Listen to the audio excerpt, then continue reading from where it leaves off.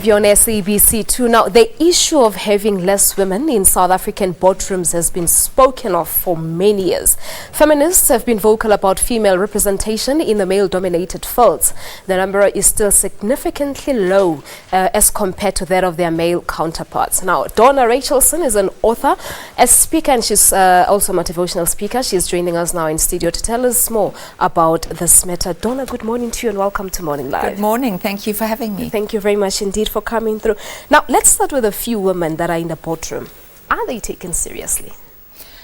I think they are taken seriously when they get there. The problem is actually getting them there. And if we look at the stats, only 15% of board members are women in this country.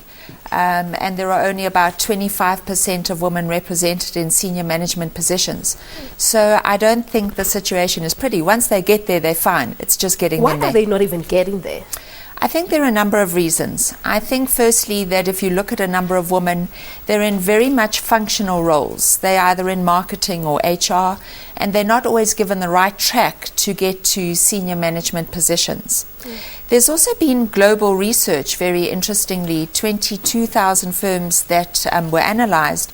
And what they found is that when a third of women make up senior management positions, those companies reported an increase of profitability of 15%. So we do have the capabilities at the end of the day. Absolutely. But we're not being given the opportunity to even sit in those boardrooms. That is the problem. And, I'm research done also in America that there's a missing third of development that women need. So many companies are aware that this is an issue. They want to put women in senior management positions, but they focus on the wrong development programs. They focus on developing assertiveness, confidence skills, dressing properly, work-life balance. And what has been found is that the missing third sits around strategic acumen, commercial acumen, as well as understanding the business better. And those opportunities are often not afforded to women. So at times it's, choosing the wrong career. Exactly. Could that be, yeah. But then I asked you a question as to whether women are taken seriously. Do we as women even take an initiative to ensure that we are indeed taken seriously? Okay, so that's a great point. And, a lot of it lies with us as women as well. So there's terrible stats out there that, men are more likely to ask for a raise. And when women do, they settle for like 30% less. So we're not actually going out proactively and saying, this is the position that I want, help me get there, and, help determine the right career plan to get there. Now, for women watching this interview this morning, how do they go about getting up and ensuring that they make it to those boardrooms?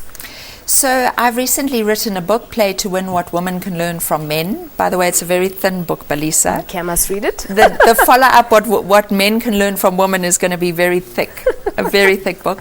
But, what I highlight there is that, it's a male's world. The world of work has been developed by men. They've established rules by which to play.